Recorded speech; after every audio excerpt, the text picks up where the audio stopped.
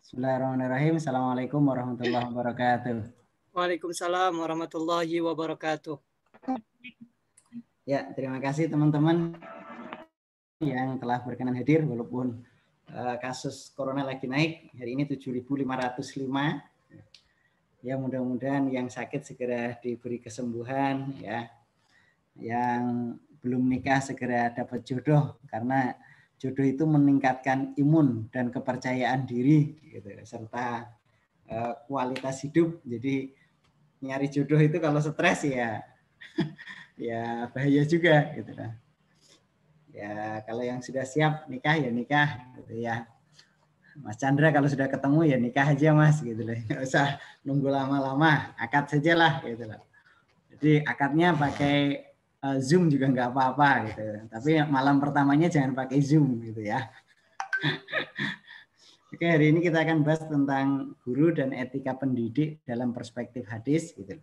Guru itu berasal dari kata gharra yang arti awalnya itu membujuk ya. Dia kemudian diserap dalam bahasa Indonesia sebagaimana halnya dengan murid ya. Dari kata aroda yang artinya mengharap. Maka murid itu orang yang mengharapkan ilmu yang disampaikan oleh guru ya. Sementara guru itu adalah orang yang mampu membujuk muridnya atau anak didiknya, mempengaruhinya untuk melakukan hal-hal yang dipandang perlu dan baik ya. Jadi ada hal-hal yang diperlukan tetapi tidak disadari oleh murid, ada hal-hal yang dianggap baik menurut pandangan guru tapi juga belum diketahui oleh murid. Ya, tujuan guru itu membujuk, mengarahkan, kemudian mengajak agar anak didiknya itu, agar muridnya itu bisa melaksanakan hal tersebut. Maka kesuksesan seorang guru itu dipengaruhi oleh dua hal ya. Bisa diukur melalui dua indikasi. Satu melalui proses, dua melalui hasil. Prosesnya itu dilihat ketika bulan Ramadan misalnya, kita dididik dan dibina untuk melakukan ragam ibadah macam-macam. Ada sholat taraweh, ada sholat qiyamul lail, ada itikaf, ada baca Quran, tadarus, lain-lainnya. Itu adalah proses ketika kita dididik dalam suasana Ramadan. Tapi hasilnya itu setelah Ramadan. Apakah setelah Idul Fitri kita makin males atau makin rajin, makin sering sholat malam atau tidak, makin sering puasa sunnah atau tidak, sering sedekah atau tidak, itu keberhasilan itu diukur dari setelah proses selesai. Nah, makanya di dalam Al-Quran itu kan diawali dengan diawali dengan rahmat. Ciri-ciri orang yang sukses ketika bulan Ramadan itu satu mendapatkan rahmat. Rahmat ciri-cirinya ada dalam surat Ali Imran ayat 159. Fabima rahmatin minallahi linta lahum walau kunta faddan ghalidal qalbi lang faddu min haulik fa'fu anhum ya. Jadi lemah lembut, kemudian memaafkan saudaranya kalau dia minta maaf. Ciri-ciri orang yang mendapatkan rahmat itu kalau orang salah minta maaf ya dimaafkan. Tapi nanti ketika ke magfirah, ciri-ciri keberhasilan Ramadan itu diukur dengan magfirah. Wasari'u ila magfiratin min rabbikum. Surat Ali Imran juga ayat sebelumnya 133 dan 100 sampai 136 itu uiddat lil muttaqin alladzina yunfikuna fis sarra'i wad dharra'i wal kadhiminal ghaidha wal 'afina 'anil nas. Di situ ciri orang bertakwa itu ciri orang yang mendapatkan maghfirah dan surga itu satu, dia senantiasa bersedekah, berinfak dalam keadaan lapang dan sempit, kemudian mampu menahan amarah. Yang ketiga itu wal 'afina 'anil nas, memaafkan orang lain meskipun orang lainnya tidak, orang yang salah itu tidak minta maaf. Perbedaannya di situ. Itu cara mengukur keberhasilan Ramadan menurut Al-Quran berdasarkan kriteria rahmat, maghfirah, dan ijkun minanar. Tapi dalam dunia pendidikan, guru juga gitu. Dia dianggap berhasil ketika anak-anaknya itu memahami pesan yang dia sampaikan, ya. Kemudian proses belajar mengajarnya dianggap sukses ketika nilai dan pemahaman dari mahasiswa atau muridnya bagus. Tetapi di saat yang sama ketika lulus, murid atau anak didiknya itu bisa bermanfaat dan berguna bagi masyarakat. Ada cerita guru saya gini, anak kiai gitu loh, tapi nakalnya itu luar biasa. Malingnya bukan maling ayam lagi, kambing tetangganya itu diambil gitu loh. Kiainya ngajar, anaknya maling kambing gitu loh. Kambingnya itu disembelih di depan tempat pengajian gitu loh. Yang punya itu ya akhirnya ngadu, Pak Yai gimana ini anaknya kok kambing saya bukan ayam lagi, ayam kemarin sudah saya ikhlasin, ini kambing saya diambil, disembelih lagi di depan rumah gitu loh. Ya udah mohon maaf ya, harganya berapa nanti diganti gitu loh. Ya diganti gitu loh. Sekali kayak gitu, 2 kali besok ulangi lagi tapi dengan orang yang lain gitu. Tapi ketika kiainya meninggal gitu loh, anaknya itu otaknya diputar balik gitu loh. Dia justru yang paling bisa menggantikan kedudukan ayahnya sebagai ustadz. Nah, kalau dulu ada anak nakal gitu loh, itu salah satu yang dilakukan oleh guru, kiai atau ustadz itu dia melakukan khusus amalan sholat hajat untuk mendoakan orang tersebut gitu loh.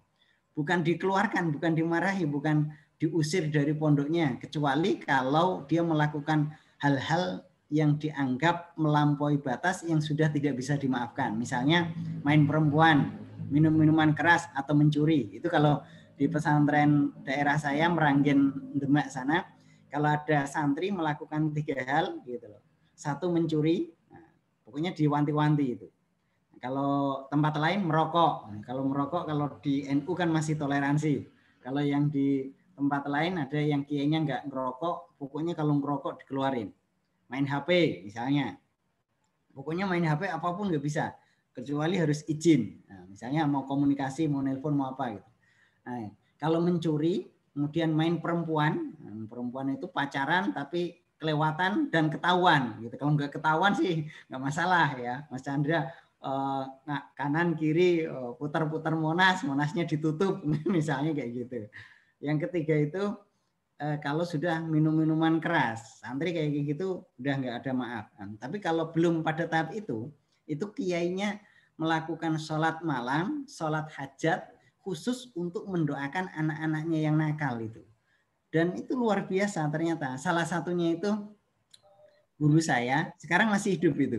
Namanya Profesor Dr. Abdul Hadi. Itu pokoknya yang ngajar beliau itu sambatnya luar biasa. Dari guru-guru anak kiai besar gitu loh. Di sana punya pesantren besar juga. Suatu saat gitu loh. Bapaknya kan kiai jadi ngajar terus tapi tetap mendoakan. Dia naik motor kenceng gitu loh. Ada kereta lewat, itu jalannya menanjak ke arah rel. Dia nggak ngelihat, nggak dengar. Akhirnya bukan dia ditabrak kereta enggak, dia yang nabrak kereta gitu loh. Tapi terseret beberapa meter, tapi masih selamat. Nah, kejadian itu gitu loh, secara spiritual membuat kesadaran yang luar biasa. Istilah kiai di sana itu otaknya balik gitu loh. Yang tadinya orangnya nakalnya luar biasa, bodohnya luar biasa, tiba-tiba saja gitu loh. Sejak kejadian itu, sejak sembuh, itu seluruh kitab dia bisa. Perilakunya juga berubah 100%. Sampai dia jadi lanjutin sekolah S1, S2, S3, sekarang sudah profesor ya. Saya ada fotonya itu sama beliau, namanya Profesor Dr. Abdul Hadi. Tinggalnya di Semarang gitu ya. Guru besar di IAIN Wali Songo Semarang Syariah gitu ya. Itu kayak gitu. Kejadian itu banyak seperti itu. Kenapa? Karena saat anaknya nakal itu tidak didoakan buruk sama sekali oleh gurunya, oleh bapaknya, oleh orang-orang yang ada di sekitarnya. Bahkan yang mencuri dia jengkel juga, tapi dia ngomong ke bapaknya, "Oh Kiai, itu kambing saya diambil. Ya udah, saya minta maaf ya atas kenakalan anak saya, tapi harganya berapa? Ini saya ganti, minta ridhonya ya." Gitu. Ya udah, ganti ridhonya ya udah gitu loh. Ya anak kiai kan kayak gitu. Kiainya ngajar, anaknya nongkrong gitu loh. Gitu. Makanya keberhasilan kiai itu, ustadz itu bisa diukur dari dua hal. Oke, sekarang silakan itu pengantar aja sama teman-teman, sudah ada 16 orang. Silakan Mas Ilyas dan Mbak Monik untuk menyampaikan materinya hari ini. Tapi ya 10 menit lagi kali itu Isya, ya nanti mungkin 15 menit lagi saya juga izin sholat dulu karena ini masjid Mas Yan, kemarin masih di rumah ya. Tuh lanjutkan, nanti silakan teman-teman mau dilanjutkan atau istirahat dulu ya silakan, nggak apa-apa. Oke, silakan, ada waktu masih 15 menit sebelum Isya untuk menyampaikan materinya. Silakan Mbak Monik atau Mas Ilyas, persilakan. Siap Ustaz.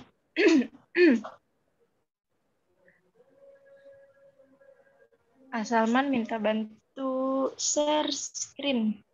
Ya. Oke. Bang Ilyas, sudah? Sudah. Aman? Oke. Aman.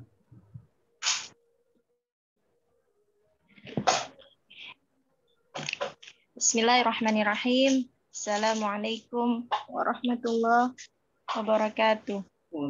Waalaikumsalam warahmatullahi wabarakatuh.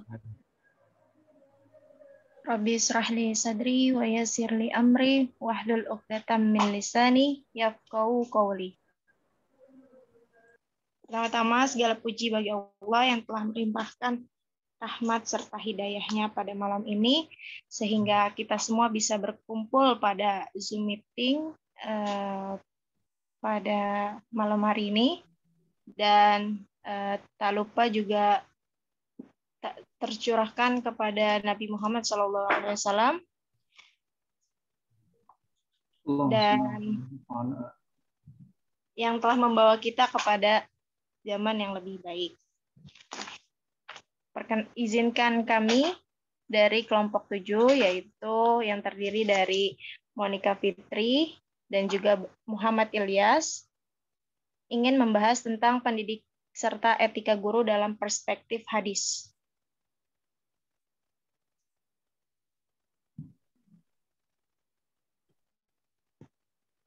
Share screen.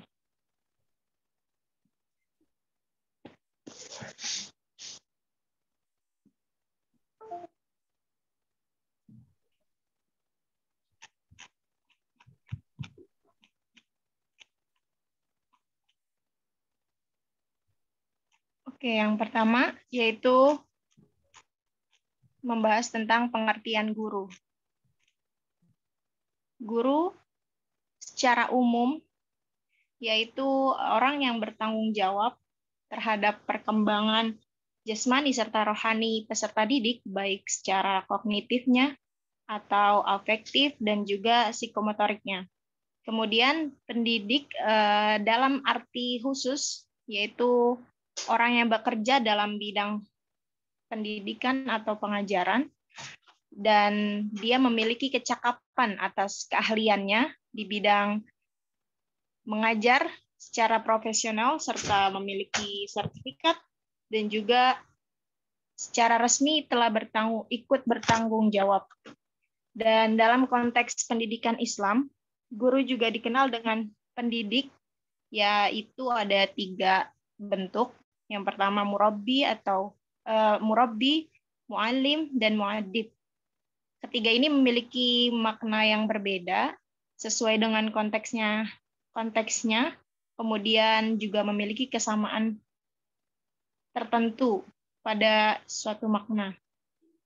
Dan yang kedua ialah pengertian etika guru. Etika itu merupakan watak atau kebiasaan dan juga aturan-aturan yang disepakati bersama oleh ahli-ahli, dan biasanya etika ini dalam setiap profesi itu memiliki etika, terutama etika pada guru. Dan juga selain guru juga etika dalam bekerja, yaitu karyawan juga memiliki etika. Dan guru ini juga memiliki, guru itu merupakan pendidik, faktor yang paling penting untuk bisa memberikan etika yang baik pada murid-muridnya. Kemudian slide yang selanjutnya yaitu membahas tentang sifat guru. Dalam sifat guru ini, yang pertama yaitu ada tujuan, tingkah laku, dan pemikirannya mendapatkan bimbingan dari Tuhan. Jadi setiap tujuan dan juga pengajaran yang dilakukan oleh guru itu pasti berlandaskan atas bimbingan dari Tuhan gitu, dari Allah. Dan yang kedua yaitu guru mempunyai persiapan ilmiah, kemudian vokasional, budaya, dalam menerusi ilmu-ilmu pengkhususannya, yaitu misalkan materi yang akan disampaikan agama, maka perencanaan dan metode-metode pembelajarannya pun memiliki kesiapan yang lebih gitu dibanding dengan pelajaran-pelajaran yang bersifat hanya sosial. Kemudian yang ketiga ialah ikhlas dalam kerja-kerja pendidikan dan risalah Islamnya dengan tujuan mencari keridhaan Allah Subhanahu wa taala dan mencari kebenaran serta melaksanakannya. Kemudian yang keempat adalah hal yang didakwahkan, dan tanda kebenaran itu ialah tingkah lakunya sendiri. Jadi dalam tingkah laku diri dia sendiri itu berawal dari tingkah lakunya, maka itu bisa diharapkan bisa mempengaruhi jiwa-jiwa murid dan juga melihat bagaimana sih guru itu melakukan atau mendakwahi kepada murid-murid, apakah dia melakukannya atau enggak gitu. Kemudian yang kelima, sadar akan pengaruh-pengaruh dan tren global yang dapat mempengaruhi generasi dan segi akidah dan pemikiran mereka. Jadi sebagai seorang guru juga kita mesti mengikuti bagaimana perkembangan zaman yang terbaru atau latest, yang terkini, karena itu semua bisa memberikan dampak yang baik dan juga bagaimana kita bisa merancang atau melakukan ide-ide terbaru dalam pembelajaran. Kemudian yang keenam ialah bersifat adil terhadap murid-muridnya dan tidak pilih kasih atau mengutamakan yang lain. Jadi dalam suatu kelas pun kita jangan berpihak kepada hanya satu saja, tapi bertanggung jawab atas semuanya gitu, semua murid. Dan slide selanjutnya yaitu etika menurut Imam Az-Zarnuji dari segi kepribadian gurunya. Dalam etika ini pertama yaitu kita harus memiliki penampilan yang menarik. Kenapa sih harus memiliki penampilan yang menarik gitu? Karena penampilan ini akan menentukan dan juga bagian terpenting gitu pada kepribadian guru. Dan ini akan menggambarkan bagaimana dia bersikap dan juga menjadi salah satu faktor pendukung atas proses belajar mengajar. Dan penampilan menarik ini juga bisa menggairahkan dan memberikan intensitas pada murid dan menimbulkan perhatian lebih gitu agar bisa belajar dengan maksimal. Kemudian yang kedua, memiliki pengetahuan dan warok gitu. Jadi untuk guru ini kita dituntut untuk memiliki pengetahuan yang luas karena tujuannya adalah mencerdaskan masa depan anak-anak bangsa gitu, dan kemudian sebagai teladan juga atas apa yang kita miliki, ilmu yang kita miliki, dan guru juga senantiasa memperbaiki bagaimana dia bersifat profesional, dan juga waro, yaitu berhati-hati. Dan yang ketiga, yaitu rendah hati. Guru itu juga harus memiliki sikap etika yang rendah hati, karena dengan rendah hati itu maka kita juga bisa memberikan teladan yang baik kepada murid. Karena kalau mengandalkan kesombongan, yang ada ilmu yang disampaikan pun tidak secara maksimal dan tidak diberkahi gitu. Dan kemudian yang keempat ialah hilm, santun, dan sabar. Jadi guru juga memiliki sifat yang santun juga dan sabar, karena kesabaran itu biasanya tiada batas. Jadi guru pun harus memiliki itu dan patut harus banget gitu. Dan yang selanjutnya ialah menurut Imam Az-Zarnuzi, dari segi teknik atau menyampaikan ilmunya gitu. Pertama, etikanya yaitu mengarahkan kepada anak didik ilmu yang sesuai dengan mereka. Jadi kalau kita ngebahas tentang fikih, ya secara all out ya kita membahas tentang fikih gitu. Jangan dibenturkan dengan yang lain, karena itu akan membingungkan para peserta didik. Yang kedua, yaitu memperhatikan tahapan-tahapan proses pendidikan bagi peserta didik atau murid dan perbedaan kemampuan di antara mereka. Jadi dalam segi penyampaian juga kita mesti mempunyai metode dan juga tahapannya, karena jika tidak memiliki kesiapan itu, yang ada malah materi yang disampaikan tidak secara general atau secara luas bisa dimengerti oleh para murid gitu. Yang ketiga ialah memberikan nasihat dan mencurahkan kasih sayang kepada murid. Sebagai seorang guru, kita kan adalah orang tua pengganti gitu dari yang ada di rumah. Maksudnya orang tua mereka yang di rumah. Jadi tidak hanya menyampaikan ilmu saja, tapi kita juga bisa membentuk dan juga memberikan empati kepada para peserta didik. Seperti itu. Bang Ilyas atau saya?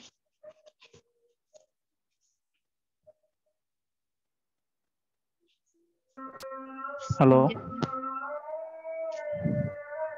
Mau dilanjut lagi? Kita tahu. Ya udah dilanjut lagi, nggak apa-apa. Kemudian menurut Imam Al-Ghazali, kepribadian dan etika guru, ada 8 poin di sini. Teman-teman bisa lihat. Mungkin saya akan bacakan sekilas saja karena sudah tertera gitu. Yang pertama adalah kasih sayang kepada peserta didik dan memperlakukannya sebagai anaknya sendiri. Tidak membeda-bedakan gitu. Jadi dalam suatu kelas, atas tanggung jawab kita ya penuh gitu terhadap mereka semua. Tidak memilih-milih mana yang paling pintar, yang kurang atau yang apa, tapi tanggung jawab kita secara penuh untuk semua murid. Yang kedua ialah meneladani Rasulullah sehingga jangan menuntut upah imbalan maupun penghargaan. Yang ketiga, hendaknya tidak memberi predikat atau martabat pada peserta didik sebelum ia pantas dan kompeten untuk menyandangnya, dan jangan memberi ilmu yang samar sebelum tuntas ilmu yang jelas. Dijelaskan dulu gitu prosedur dan tahapan-tahapannya. Dan yang keempat ialah hendaknya peserta didik dari akhlak yang jelek, kita bisa memberikan masukan atau dengan cara yang terbaik bagaimana agar peserta didik itu bisa merubah sikapnya atau akhlaknya. Yang kelima, guru yang memegang bidang studi tertentu sebaiknya tidak menjelek-jelekan atau merendahkan bidang studi yang lain. Karena semua memiliki kapasitasnya masing-masing, maka patutnya ya tidak membandingkan atau menjelekkan, karena setiap ilmu itu kan pasti baik ya. Yang keenam adalah menyajikan pelajaran pada peserta didik sesuai dengan taraf kemampuan mereka. Jadi kita sebelum melakukan pengajaran, pastikan ada yang namanya, biasanya kalau guru itu kan rencana pengajaran ya. Dan itu bisa disesuaikan dengan kondisi dan juga umurnya mereka gitu. Yang ketujuh, dalam menghadapi peserta didik yang kurang mampu, sebaiknya diberi ilmu global yang tidak perlu menyajikan detailnya. Maksudnya mungkin secara general gitu. Yang penting dia tahu dan paham apa yang dimaksud gitu. Yang kedelapan ialah guru hendaknya mengamalkan ilmunya dan jangan sampai ucapannya bertentangan dengan perbuatannya. Karena guru itu merupakan teladan pastinya dan juga contoh yang akan dilihat oleh para peserta didik. Selanjutnya, syarat menjadi guru. Yang pertama yaitu bertakwa kepada Allah Subhanahu wa Ta'ala. Guru juga sesuai dengan tujuan ilmu pendidikan Islamnya harus bertakwa, sebab teladan bagi anak didiknya sebagaimana Rasulullah menjadi teladan bagi umatnya. Yang kedua yaitu berilmu. Ijazah itu bukan semata-mata secara kertas atau bukti bahwa kita telah melakukan pembelajaran di universitas, kemudian apa yang telah kita dapat itu ya bisa diterapkan gitu. Yang ketiga yaitu sehat jasmani. Kesehatan jasmani kerap kali dijadikan salah satu syarat bagi mereka yang melamar untuk menjadi guru, karena kesehatan itu biasanya bisa memberikan dampak yang baik bagi guru yang akan melakukan pengajaran di kelas gitu. Yang keempat ialah berkelakuan baik. Budi pekerti guru itu sangat penting, wataknya pun juga sangat penting karena ya tadi pastinya guru itu sudah kodratnya ialah menjadi teladan bagi para peserta didik gitu kan. Dan tujuan dari pendidikan ini kan juga membentuk akhlak kepada para peserta didik. Jadi dengan berkelakuan dia yang baik dari diri dia sendiri, maka itu bisa menyebarkan juga kepada para peserta didik yang melihatnya. Boleh? Mau dipending dulu, teman-teman? Gimana, Ustaz? Mau disambung lagi apa? Ya, silakan teman-teman gimana? Mau dipending dulu? Kalau enggak, saya izin dulu. Tapi kalau mau dilanjut juga enggak apa-apa. Saya izin dulu salat. Gitu. Ya, mungkin 15 menit, Sat. Nanti Oke, 19 nanti menit. Kalau enggak ya nanti kalau belum mulai aja ya. Kalau saya belum datang ya. Siap. Ya, hadir. Sok atuh. Oh iya. Oke.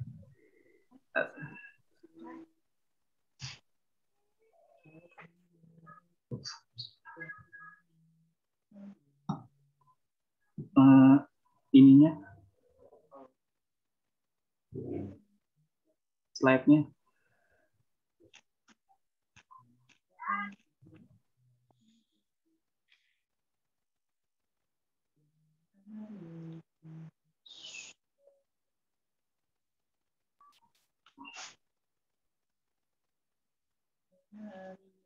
Ya, bismillahirrahmanirrahim. Tadi kita telah mendengarkan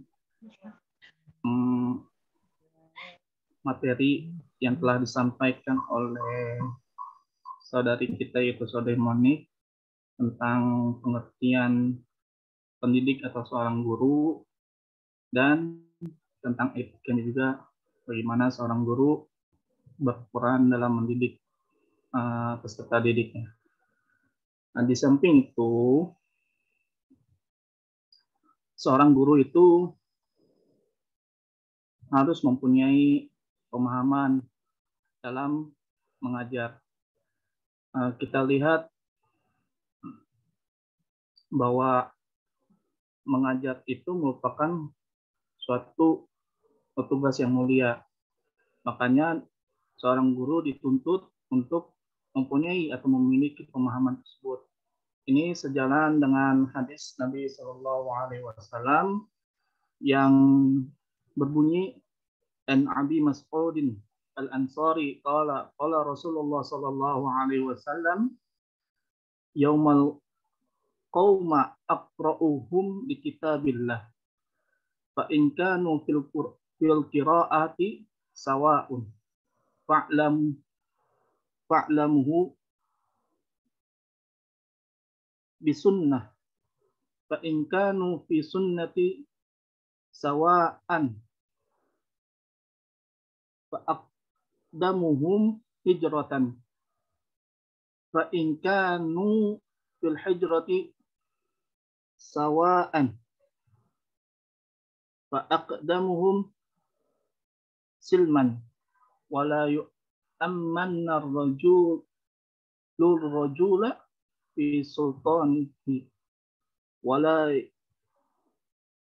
yaq'ud fi baitihi ala tukarrimatihi illa bi'idnihi rawahu al-Muslim. Yang artinya dari Abu Mas'ud al-Ansari, dia berkata bahwa Rasulullah SAW ketika mengimami suatu kaum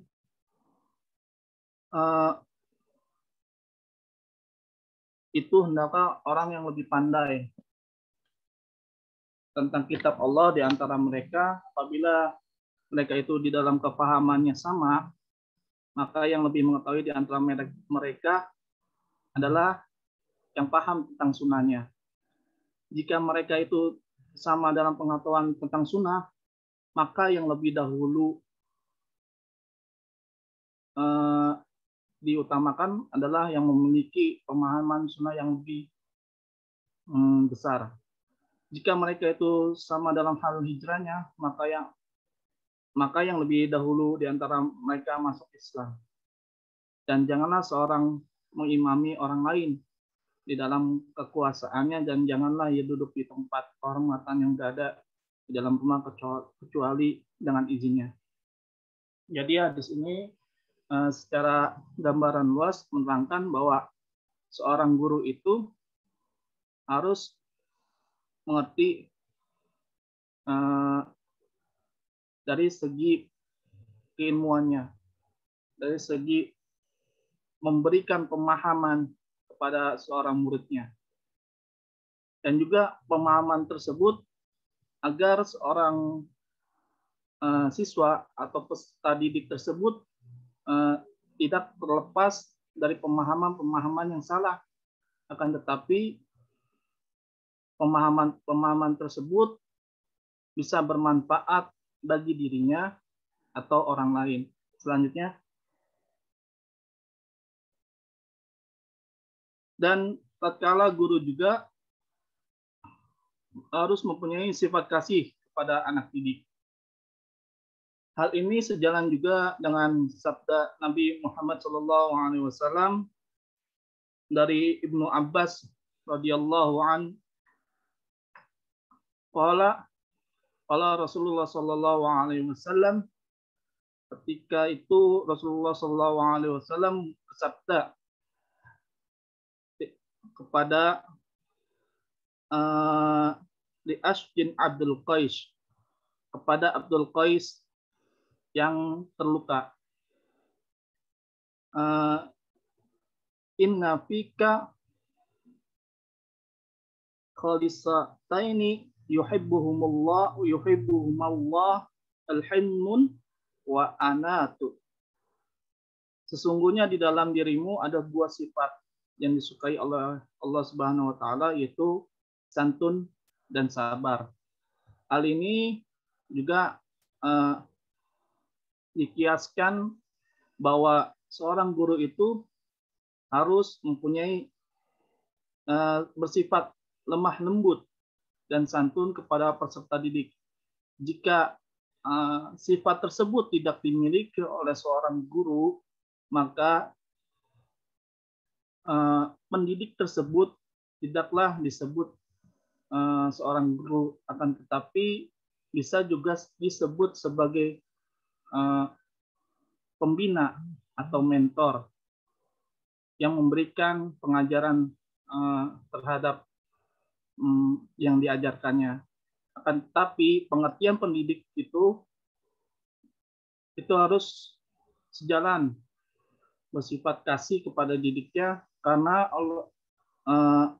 Allah Subhanahu wa taala berfirman dalam surat Al-Imran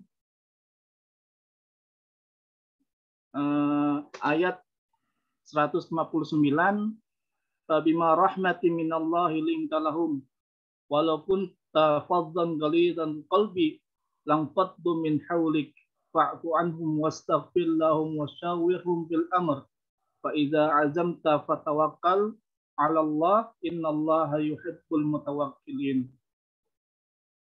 Ayat ini menjelaskan bahwa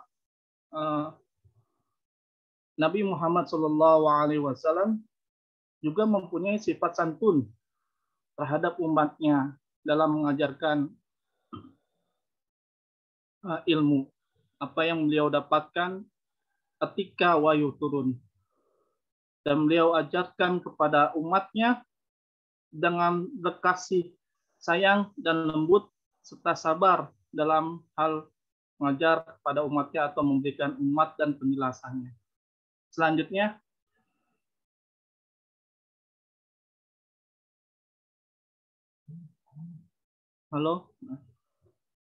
selanjutnya, guru itu tidak boleh mempersulit anak didik. Ini juga diriwayatkan oleh hadis Abu Burdah dari ayahnya, riwayat Al-Bukhari, tentang larangan mempersulit peserta didik. Dari Anas ibn Malik anan Nabi sallallahu alaihi wasallam qal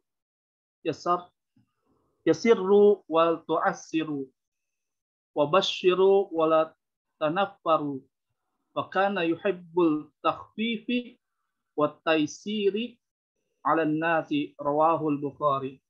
Yang artinya dari Anas ibnu Malik radhiyallahu an, Nabi sallallahu alaihi wasallam bersabda, "Permudahkanlah, jangan kamu mempersulit, dan bergembiralah, jangan kamu bercerai-berai." Dan beliau suka pada yang ringan dan memudahkan urusan manusia. Hal ini sejalan bahwa guru itu tidak boleh mempersulit anak didiknya atau peserta didiknya, karena apapun yang diberikan suatu ilmu kepada peserta didiknya itu, jangan peserta didiknya itu dibuat untuk berpikir yang sangat dalam, karena dilihat dulu peserta didiknya itu apakah mampu dalam memahami suatu pelajaran tersebut. Apakah peserta didiknya itu bisa mencerna dengan baik. Nah, itulah tugasnya seorang guru dalam memberikan pemahaman serta tidak boleh mempersulit dalam pemahaman tersebut. Contohnya, jika seorang guru memberikan suatu soal, maka janganlah memberikan soal yang terlalu sulit, sesuai dengan kadarnya. Tuh, nanti kita akan bahas tentang kadarnya.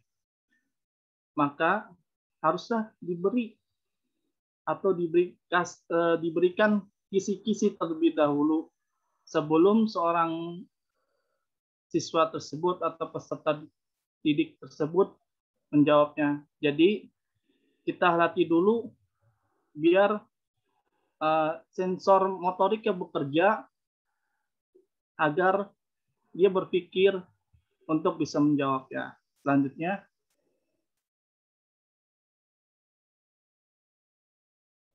Selanjutnya ya teman. Nah, di sini guru juga harus memberikan hak didiknya secara adil. Ini sesuai dengan Nabi Muhammad SAW dari Ali radhiyallahu anhu. Dia berkata bahwa Rasulullah SAW memberikan kepada setiap orang yang hadir di hadapan beliau dengan hak-hak mereka secara adil, sehingga di antara mereka tidak ada yang merasa paling diistimewakan. Jadi kalau ingin mencontoh sifat Rasulullah SAW, ya harus dengan adil. Maka ini digambarkan juga kepada seorang guru atau peserta didik, bahwa jangan memilah-milih dalam mengajarkan suatu ilmu, dalam mengajarkan suatu materi yang diberikan kepada seorang peserta didik. Jangan bahwa peserta didik itu tersebut memiliki kelebihan atau kecerdasan yang dimiliki oleh siswa lain, dia ajarkan terus-menerus. Tidak boleh seperti itu, karena bahwa Allah aja bersifat adil gitu. Apalagi seorang Rasulullah SAW, bahwa Rasulullah SAW dalam mengajarkan suatu ilmu, dia tidak memandang baik dia golongan kafir, baik golongan musyrikin, munafik, bahkan golongan yang beriman.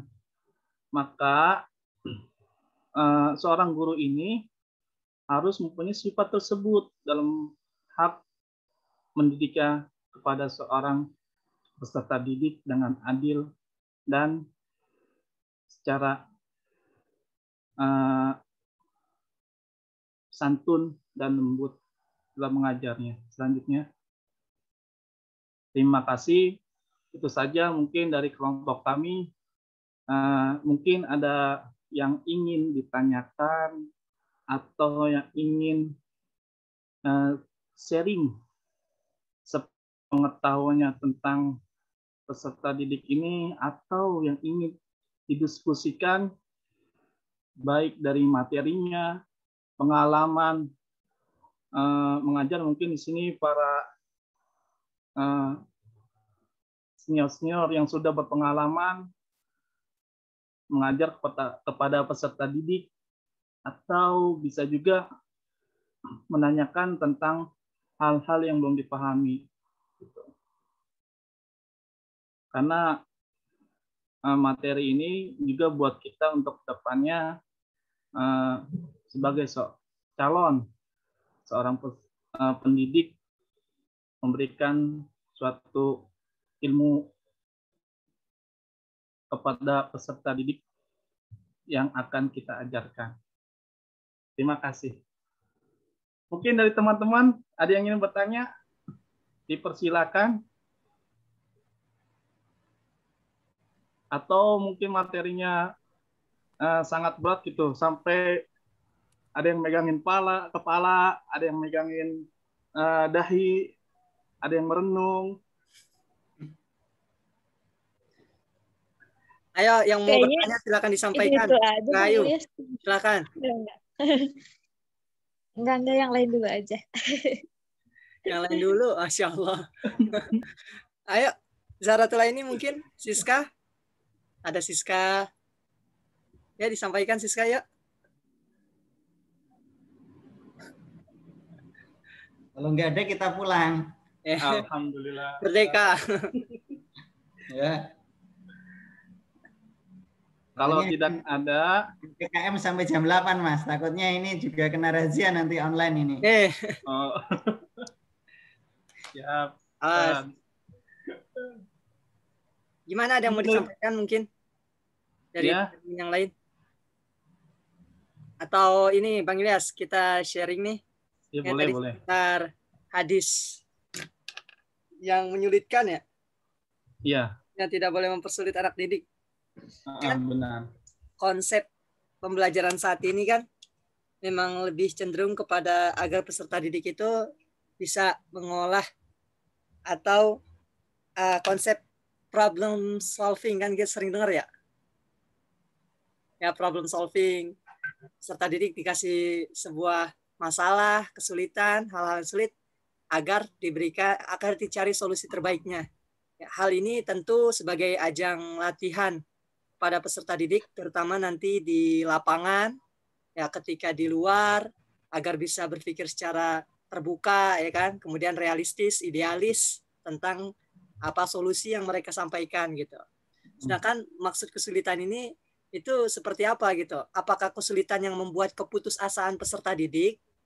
Nah, terkadang kan kesulitan itu mungkin seorang pendidik sebagai terapi juga kepada pendidik, sebagai terapi juga buat peserta didik gitu. Salah satunya tujuannya ya buat mereka belajar gitu, mereka biar lebih maksudnya berpikir realistis, mencari solusi gitu. Karena kan konsep pendidikan saat ini juga problem solving gitu. Jadi mungkin bisa disampaikan kesulitan yang seperti apa. Kemudian tadi untuk masalah adil ya. Astagfirullah. Mungkin kita sendiri gitu ya. Kalau kita punya ponakan, ada yang lebih dekat gitu ya. Kemudian bukan kita membeda-bedakan, memang karena pembawaan dari mereka yang dekat sehingga kita lebih lebih loyal lagi gitu. Nah kan benar tujuan kita enggak membeda-bedakan, tapi karena memang mereka yang lebih dekat, mereka yang lebih peduli, itu sehingga ya kita juga peduli gitu. Mungkin bisa diibaratkan sebagai seorang pendidik ya gitu.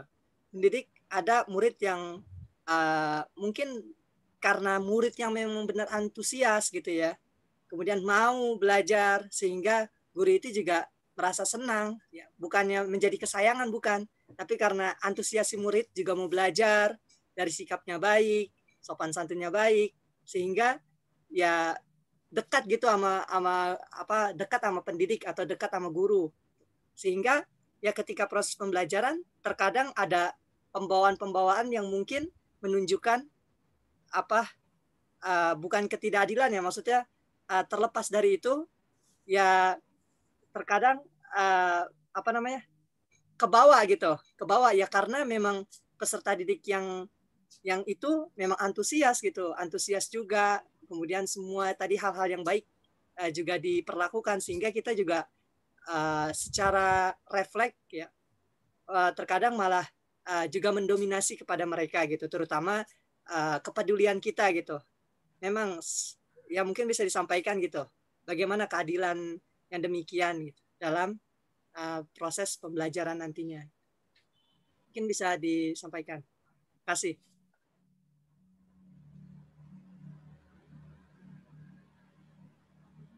Oke, mungkin saudari Monik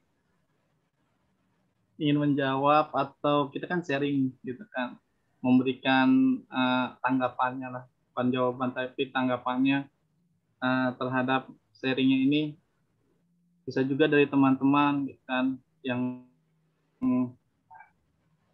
punya pengalaman lebih dari kami yang hanya sedikit yang kami ketahui untuk bukan sedikit Bang Ilyas, saling melengkapi. Oh, saling melengkapi. Betul-betul. Saya ingin menjawab yang pertama aja, mungkin yang lainnya bisa membantu. Untuk ada kondisi ini gitu kan, kondisi yang disebut tentang belajar merdeka gitu kan, yang dicanangkan oleh Kementerian Pendidikan dan Kebudayaan. Yang kita lihat memang seorang peserta didik itu diharuskan mempunyai segi keahlian dari berbagai aspek kan. Kita lihat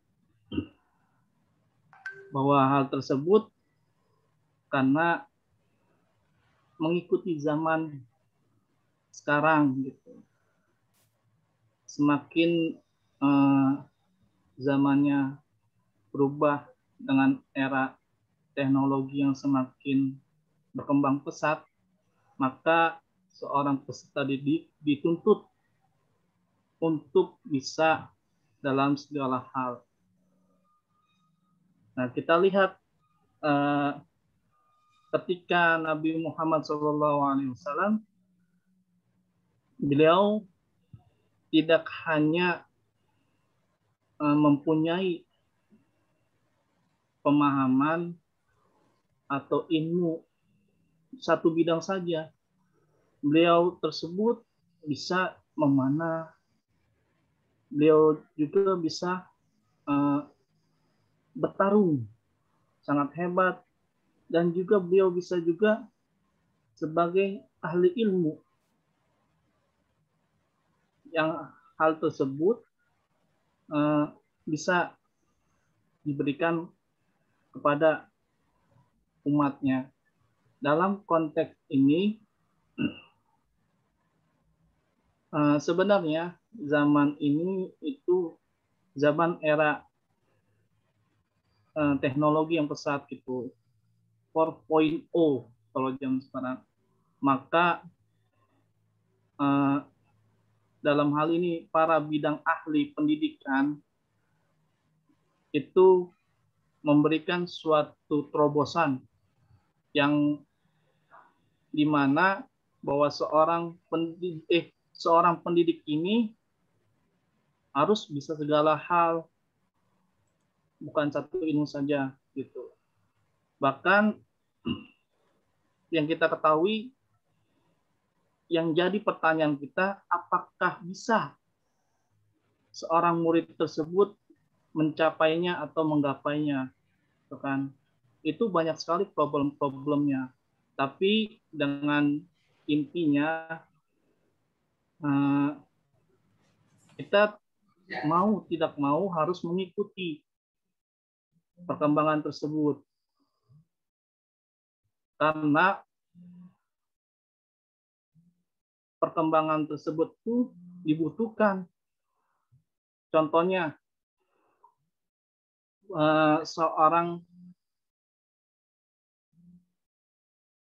pendidik itu sekarang kan zamannya era digitalisasi, maka kita sesuaikan materi yang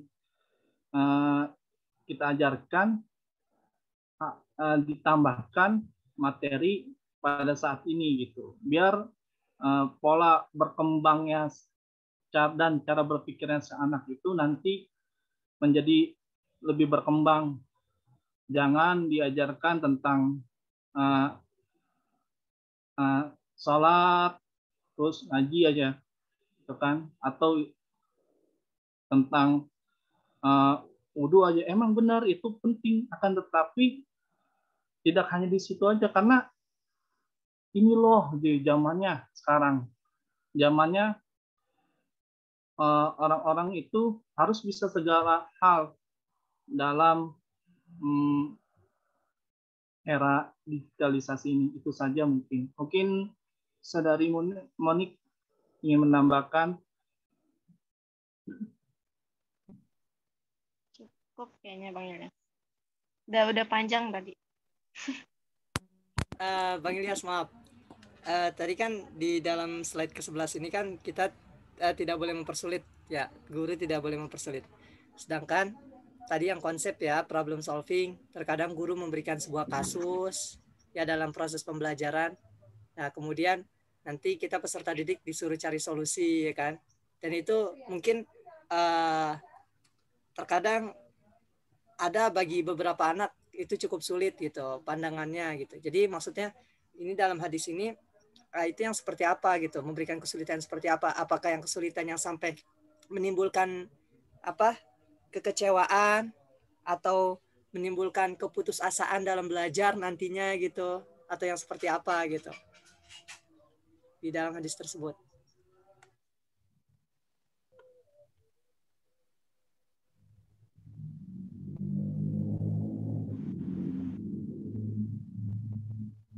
Ya, mohon maaf, bentar saya mungkin saudari Monik bisa membantu. Karena mohon maaf saya harus menerima telepon dulu dari kantor. Mungkin kalau secara sederhananya kali ya, Salman. Kalau salah dibenarkan saja. Maksudnya dalam kesulitan di sini ya apa yang diterangkan sama guru, jangan keluar dari konteks apa yang telah diterangkannya gitu. Misalkan kalau kayak matematika gitu kan. Dulu kalau kita diajarkan matematika, yang diberi contoh itu sama guru biasanya mudah gitu kan.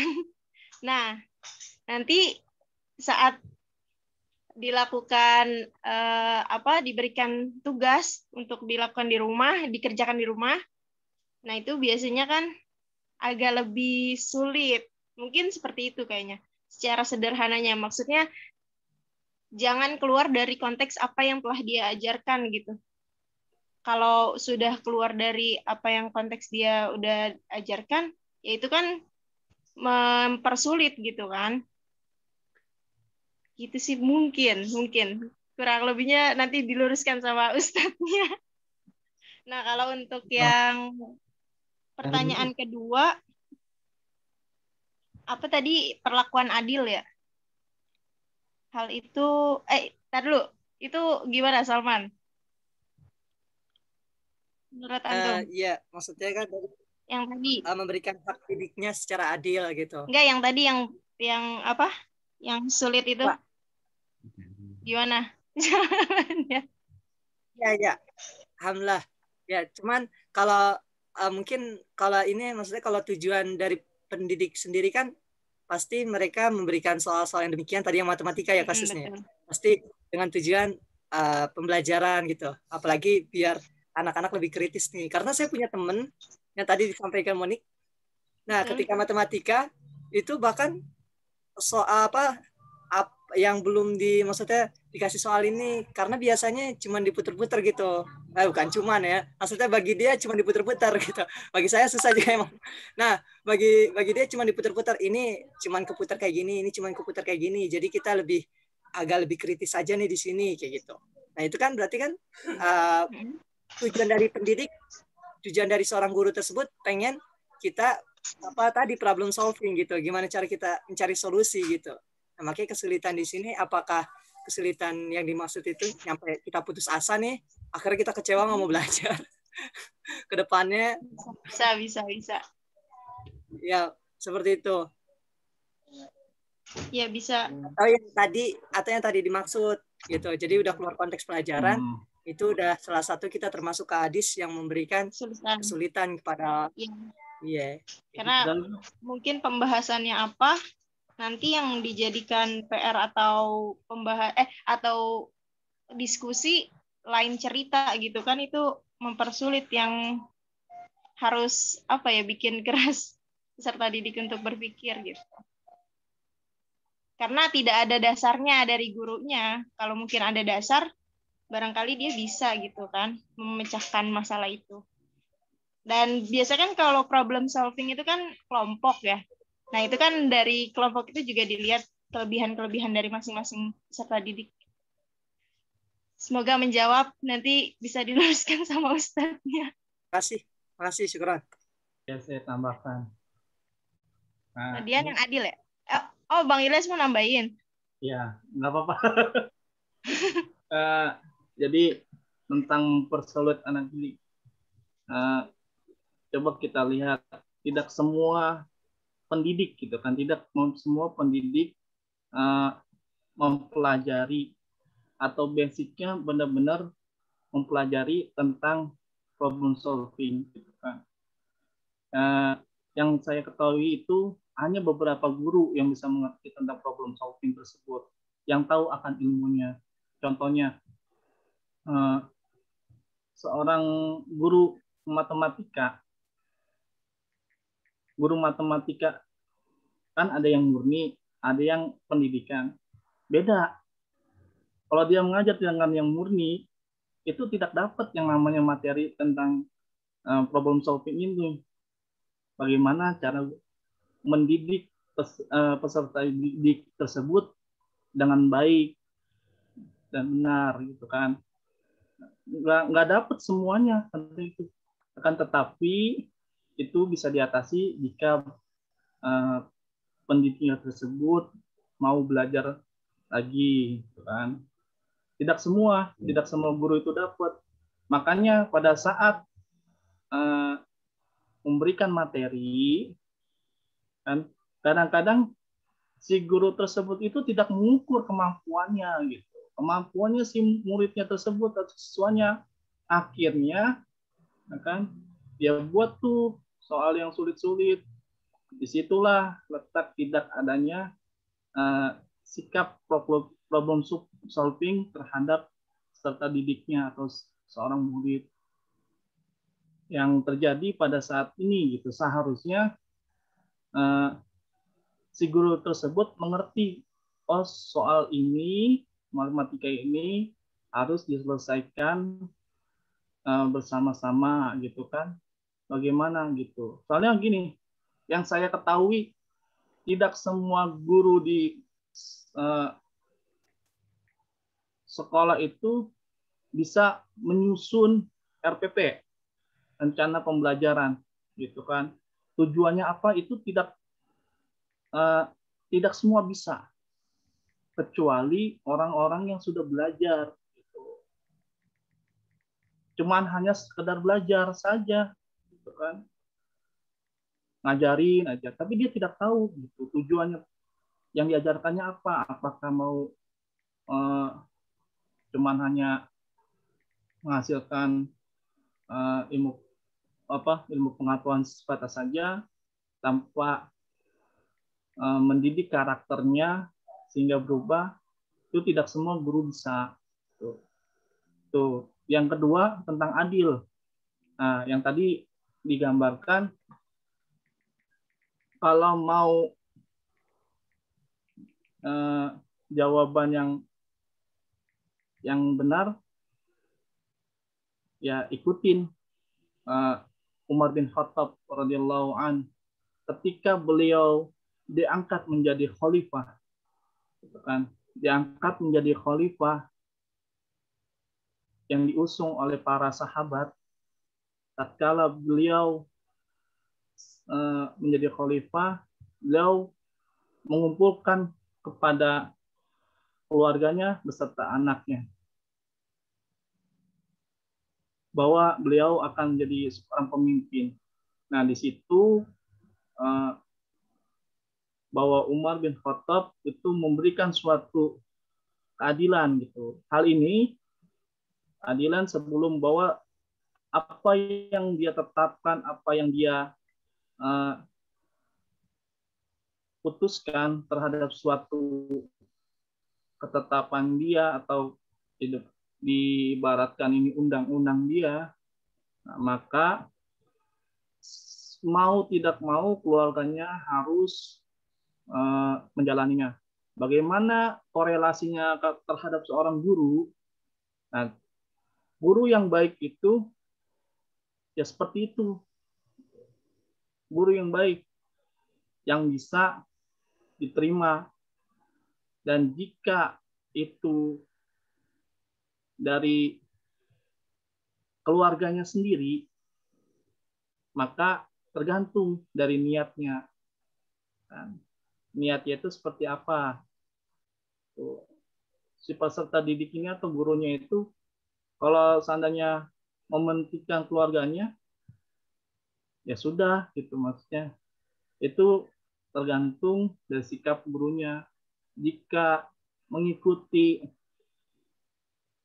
seperti Umar bin Khattab, berarti guru itu mempunyai kelebihan dari segi psikologinya. Kita harus berbuat adil gitu kan. Jangan kita karena keluarga, karena kerabat kita dahulukan. Dia seperti itu. Kalau kita dahulukan, ya nanti akan terulang kembali gitu, mengikuti tradisi yang notabene yang tidak baik gitu, yang tidak baik, mementingkan diri sendiri. Itu saja. Nah, mungkin dari Saudara Chandra nih, udah garuk-garuk kepala tadi, mungkin mau menjawab atau menambahkan.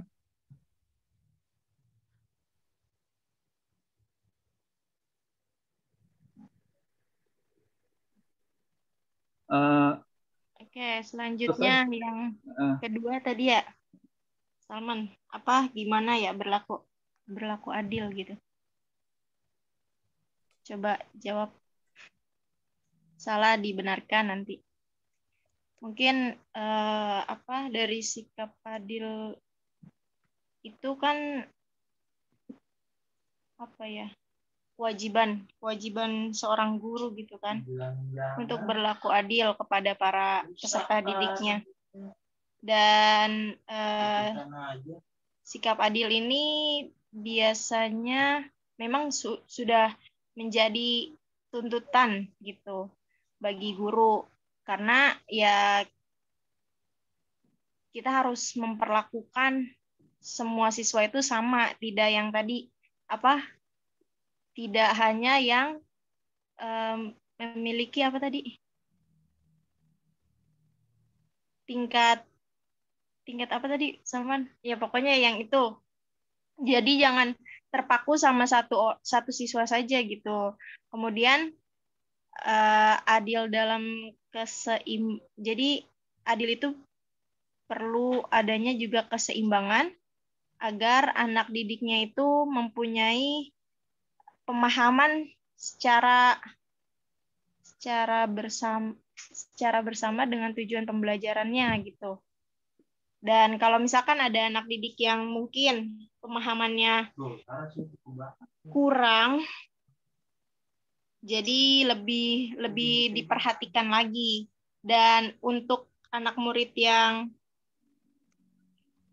memiliki pemahaman yang mungkin cepat, itu juga mungkin bisa membantu gurunya. Aduh, nggak tahu salah apa enggak. Gimana, Bang Ilyas? Pokoknya jangan membedakan gitu. Kalau misalkan tidak hanya terpaku sama satu orang itu aja. Itu sih, Salman. Saya ingin menambahkan dari Saudari Monik mungkin. Boleh. Kakak. Iya, mungkin yang dimaksud Monik ini ada beberapa peserta didik yang beda cara tanggapnya. Seperti yang kita ketahui, ada yang cara visual, ada yang dari penglihatan, ada yang dari pendengaran kan. Betul. Terus ya gitu. Jadi mungkin ada guru yang melihat peserta didik ini pintar, padahal yang satunya juga pintar tapi lebih pendiam. Nah, kita tuh harus ngerangkul semuanya dan nggak pilih kasih gitu. Mungkin yang dimaksud Monik seperti itu mungkin Monik ya. Betul. Atau mungkin saya. Ya. Sedikit sanggah ya. Tadi kan saya bahas seputar antusias. Contoh realnya ya. Kita lagi Zoom. Ya, kita lagi nge-zoom. Saya sebagai guru gitu atau pendidik. Kemudian di antara semua ini satu yang antusias gitu, nyalahin kamera, kemudian memberikan respon, apa Chandra contoh ya. Akhirnya saya dikit-dikit ngomong ke Chandra, dikit-dikit Chandra gitu. Makanya saya bilang tadi karena dia antusias, kemudian mau untuk belajar, sedangkan teman-teman yang lainnya malah menutup diri gitu. Sehingga kan di sini saya tampil karena anak-anak yang lain nggak mau diajak gitu ya, sehingga saya terlihat nggak adil gitu. Jadi apa-apa Chandra yang terbawa gitu, karena ya di dalam pertemuan Zoom ini contoh gitu ya, yang lain menutup kamera semua contoh gitu, kemudian tidak memberikan tanggapan semua gitu, sehingga disitulah maksudnya saya sebagai pendidik, kemudian saya sedikit-sedikit saya curahkan mungkin pertanyaan kepada Saudara Chandra, atau kemudian ketika saya curahkan ke pertanyaan Monik, contoh gitu ya, enggak ditanggapi gitu karena ini. Nah, maksudnya kayak gitu, apakah itu termasuk ke dalam kita, maksudnya keadilan kita dipertanyakan juga gitu. Dan perlu mungkin sama-sama kita ketahui ya, yang namanya adil itu bukan, kalau menurut saya bukan sama gitu ya. Tapi sesuai dengan kapasitas sama kebutuhan gitu. Kan nggak mungkin anak SD sama anak SMA dikasih jajannya sama gitu. Anak SD ya mungkin 10.000, sedangkan anak SMA bisa 50.000 gitu. Jadi sesuai dengan levelnya masing-masing mungkin. Terima kasih. Oke, nggak apa-apa. Terima kasih. Mungkin yang off kamera itu udah ngerti semua, Pak. Jadinya. Kan contoh kasus, saya nggak mikir apa-apa ya. Terus saya nyindir lagi. Habis ini dikeselin. Nggak. Mungkin gimana? Ada yang mau ditambahin atau mungkin ke dosen pengampu? Silakan. Saya tambahkan. Ustadznya masih ini apa namanya? Insya Allah masih menunggu. Sampai jam berapa, Ustadz? Kemalaman kan, Ustadz? Sesuai permintaan. Saya minta. Oke, gini saya tambahkan aja lah.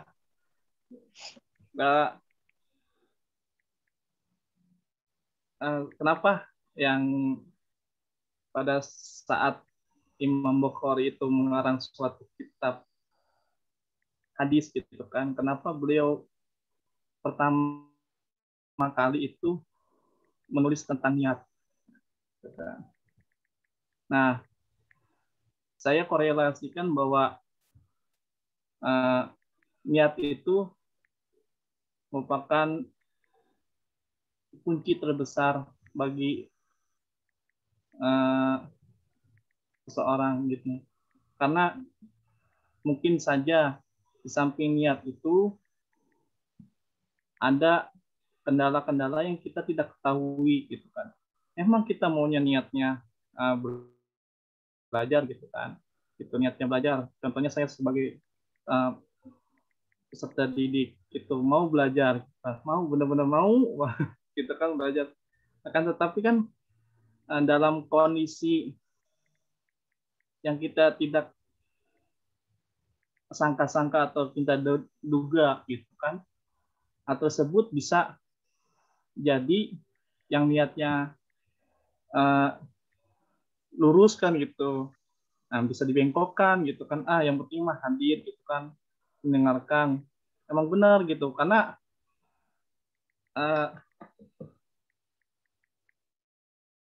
niat ini Imam Bukhari itu mengawalinya mengarang kitab itu niat, karena niat merupakan suatu kunci lah gitu, kunci tujuan utama gitu. Dan di tujuan utama tersebut beliau akhiri gitu kan kalimatnya bahwa sesuatu itu tersebut ya bisa karena kehendak manusia, bisa juga karena kehendak Sang Maha Pencipta, yaitu Allah Subhanahu Wa Taala. Kita niat, udah benar-benar niat, tapi itu terjadi bentrokan lah gitu, waktu yang sama gitu. Mungkin kita sama hal juga kepada peserta didik gitu. Kalau yang mau, yang ikuti seperti konsepnya Umar bin Khattab. Kalau seandainya tidak mau, tergantung niatnya gitu kan. Karena baru saya pahami Imam Bukhari itu menutupnya dengan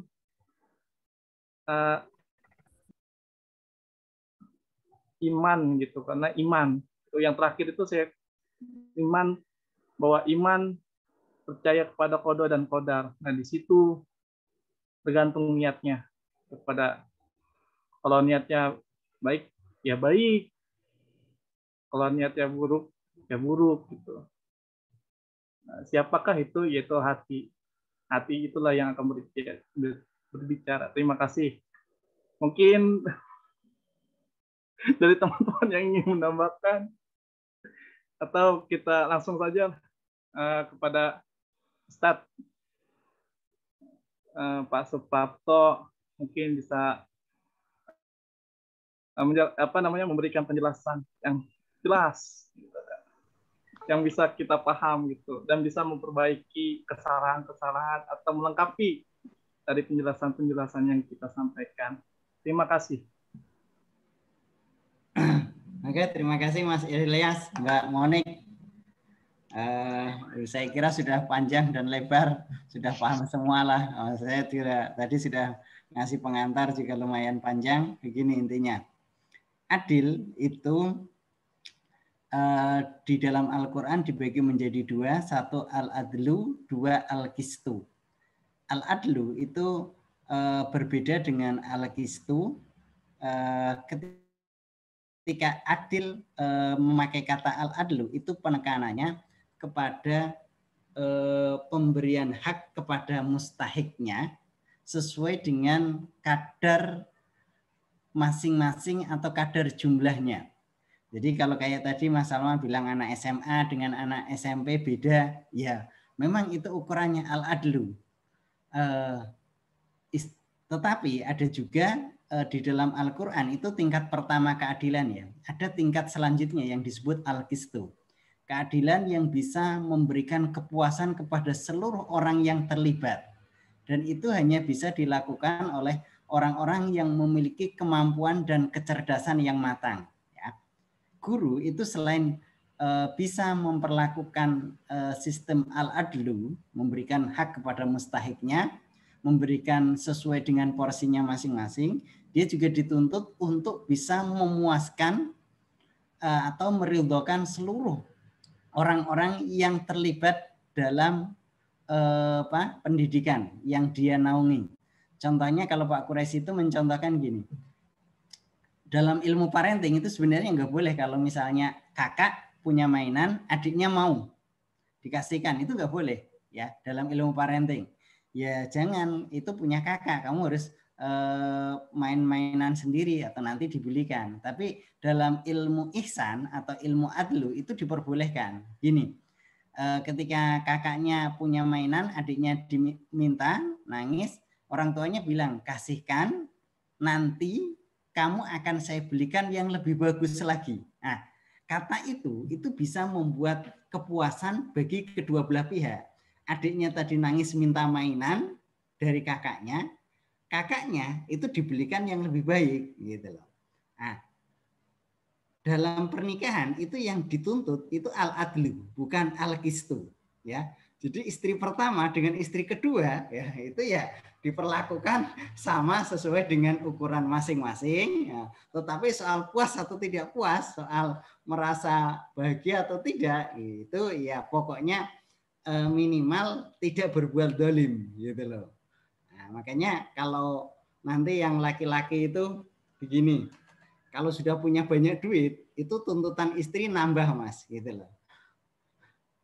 Kalau misalnya duitnya cukup untuk beli rumah, dia akan minta beli rumah walaupun ngangsur nggak apa-apa. Tapi kalau sudah nanti ada tabungan kira-kira harga mobil 100 juta, dia punya 50 juta, dia akan juga minta mobil lagi. Begitu terus. Kenapa? Sebab kalau nggak begitu, laki-laki kalau duitnya banyak, dia mikirnya kawin lagi. Gitu loh. Itu alasan logis yang dipakai oleh seorang wanita atau istri. Gitu loh. Jadi suami itu akan terus dikejar gitu loh, dimintain kebutuhan biar sampai dia nggak punya duit gitu loh. Sebab kalau laki-laki pegang duit banyak itu bahaya gitu loh. Itu alasan yang paling sederhana ya. Nah, dan sebagai seorang guru gitu loh, seorang orang tua itu juga memerankan posisi sebagai guru sehingga seperti tadi yang disebutkan dia harus terus belajar gitu loh, karena masalah yang dihadapi hari ini itu akan terus berkembang dan berbeda dengan saat dia belajar. Makanya orang tua kita yang dulu saat beliau masih muda kemudian nikah itu kan beliau mungkin ada yang sudah kuliah, ada yang enggak. Tapi saat kita itu tuntutannya semuanya sudah harus minimal S1 atau bahkan S2. Ya. Nah itu untuk menyiapkan. Mungkin nanti anak-anak kita itu di Jakarta sudah semuanya sudah tuntutannya sudah S3 gitu. Dosen itu kan gajinya kecil tapi tuntutannya besar gitu loh. Makanya kalau jadi dosen sambil punya pekerjaan yang lain gitu loh, atau punya skill lain yang bisa dikembangkan gitu, atau punya istri yang kaya gitu loh, jadi dosen tapi istrinya kaya, janda nggak apa-apa gitu loh. Jamur, janda muda di bawah umur itu namanya, itu yang menggoda kan gitu. Ya, jadi kayak gitu. Yang penting hadis yang tadi dipakai itu juga pedoman jadi guru ya. Wala ya umul qauma aqra'uhum li kitabillah. Jadi yang boleh menjadi imam dalam sebuah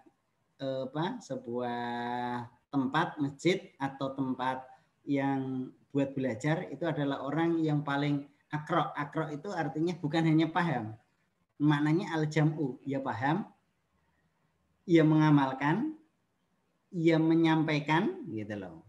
Kemudian ia meneliti, ia dia suka rajin membaca dan mengembangkan ide-idenya. Makanya wahyu pertama itu dimulai dengan Iqra karena Iqra itu beda dengan tilawah. Kalau tilawah itu membaca tetapi disertai dengan suara, makanya ada musabaqah tilawatil Quran. Tidak ada musabaqah qiraatil Quran karena qiraah itu objeknya itu kepada banyak hal. Maknanya al-jam'u. Ia membaca, ia memahami, ia meneliti, ia mengamalkan, ia menyampaikan. Pokoknya di situ maknanya terkumpul semua. Ya. Nah, kemudian ketika kita mengajarkan itu diukur tingkat kesulitannya. Nabi mengatakan berbicara kepada suatu kaum biqadri ukulihim. Nah, maksudnya ketika dia memberikan satu problem solving bisa mengukur kemampuan dari murid, bagaimana caranya jangan sampai mengasih soal itu yang menjatuhkan. Makanya teman-teman itu pernah saya disampaikan oleh Prof. Tip Raya itu ketika kita menjadi seorang penguji pun nanti gitu loh. Itu jangan sampai menjatuhkan orang yang kita uji. Seandainya mereka menjawabnya salah, kita sampaikan jawaban itu salah mungkin, tapi redaksinya tidak boleh menyalahkan. Kalau misalnya perbedaan antara metode dengan pendekatan, dijelaskan jawabannya salah, maka disampaikan metode itu berasal begini-begini gitu loh. Kemudian perbedaannya ini dan ini harus dijelaskan lagi. Sebab barangkali gitu loh, pemahaman yang dia sampaikan itu salah ketika itu, dengan kita benarkan itu dia mendapatkan wawasan baru, ilmu baru tanpa harus merendahkan orang tersebut. Sebab kalau disalahkan itu orang akan merasa dipermalukan. Nah, itu meskipun kita jadi orang yang dewan penguji pun itu kita tidak boleh menjatuhkan orang yang sedang kita uji, kata beliau begitu. Nah, itu salah satunya. Nah, kemudian yang terakhir itu kan kita tidak boleh mengimami suatu tempat kecuali diizinkan oleh tuan rumah. Ya termasuk itu datang ke tempat kiai gitu loh, anaknya cantik seperti Monik misalnya gitu loh, suruh ngimamin, niatnya ngetes gitu loh, ini dites layak nggak jadi menantu gitu loh. Nah ya kalau kayak gitu kan sudah mendapat izin, jadi jangan ngimamin gitu loh kecuali mendapatkan izin dari orang yang memiliki wewenang di tempat tersebut. Kalau kita di tempat teman kita, berarti dia tuan rumah. Kalau dia harus didahulukan menjadi imam atau didahulukan dalam hal ketika ada pertanyaan dari tamu itu, kita persilahkan dia dulu, gitu loh, ya. Minta pendapatnya dulu. Seandainya misalnya kita sudah disuguhi makan, tiba-tiba ada telepon, kita harus pulang ini. Nah, bagaimana cara etikanya? Kita harus minta pendapat dari tuan rumah dulu, karena dia kan sudah menyampaikan gini, kemudian sampai nyembelih kambing. Ketika hidangan sudah dihidangkan, ternyata ada keperluan mendesak. Nah, misalnya orang tua sakit atau gimana. Lah, bagaimana caranya? Itu untuk menurut adabnya kita harus tanya dulu kepada orang yang memiliki hak, yaitu tuan rumahnya. Nah, itu kalau di rumah. Tapi kalau di tempat umum, di masjid, ketika kita sudah mengikat satu perjanjian atau satu pertemuan, ya izinnya kepada siapa? Ya kepada orang yang dituakan atau orang yang paling alim di situ. Kalau seminar kan ada panitianya, ada penanggung jawabnya. Tapi kalau di tempat-tempat umum kayak gitu, ya orang yang paling dituakan atau orang yang paling memiliki kekuasaan, termasuk mengimami, gitu ya. Oke, Mbak Monik, ada pertanyaan lagi? Jangan mau jadi yang kedua, soalnya yang kedua itu kadang diistimewakan gitu loh. Kalau yang pertama sih ya pasti gitu loh. Yang pertama itu suka duka sama dia, tapi saat dia nyarinya yang kedua gitu loh. Itu makanya wanita itu kadang kalau suaminya sudah punya duit banyak, tuntutannya banyak juga. Minta mobil, minta rumah, minta deposito, minta jalan-jalan ke luar negeri. Kenapa? Soalnya khawatir gitu loh. Suaminya nikah lagi gitu loh. Kalau apalagi tahu gajinya banyak dan tidak diberikan semua gitu loh. Kayaknya keterbukaan di situ gitu loh. Saya nggak pengen megang, silakan dipegang, tapi tahu sama-sama tahu keuangannya gitu loh. Takutnya kan bagaimana gitu loh ya. Nah, soal misalnya gajinya 30 juta, kemudian istrinya hanya dikasih berapa? 15 juta buat makan lah, cukuplah sebulan lah 15 juta gitu ya. Sama ke salon 5 juta, jadi 20 juta gitu ya. 5 juta kan kalau ke salon sudah kinyis-kinyis gitu loh. Kalau pulang sudah kayak artis kan gitu loh. Oke, gitu aja Mas ya. Sudah 8:30. Terima kasih banyak. Udah malam Jumat. Yang mau Jumatan ya silahkan gitu loh. Yang mau kemisan ya besok lagi gitu loh. Oke, kita tutup dengan bacaan kafaratul majlis. Subhanallah wa bihamdika asyhadu an Ya, assalamualaikum warahmatullahi wabarakatuh. Waalaikumsalam warahmatullahi wabarakatuh. Sudah saya absen ya. Terima kasih banyak. Saya absen itu sudah 17 orang. Ya. 16 berarti sudah saya absen. Tadi sudah saya foto. Kalau yang kemarin-kemarin saya anggap hadir semua dulu gitu 2 kali gitu.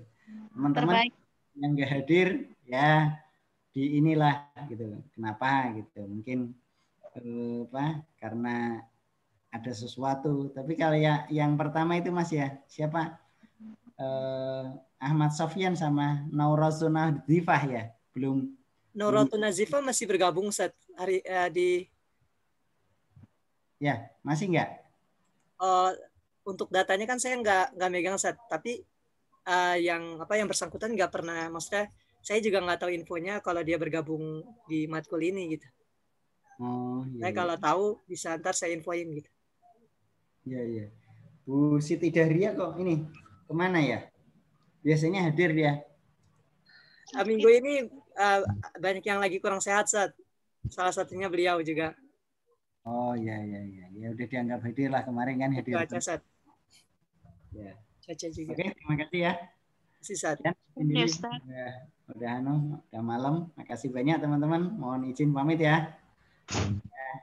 Yap. Terima kasih. Assalamualaikum. Waalaikumsalam warahmatullahi wabarakatuh.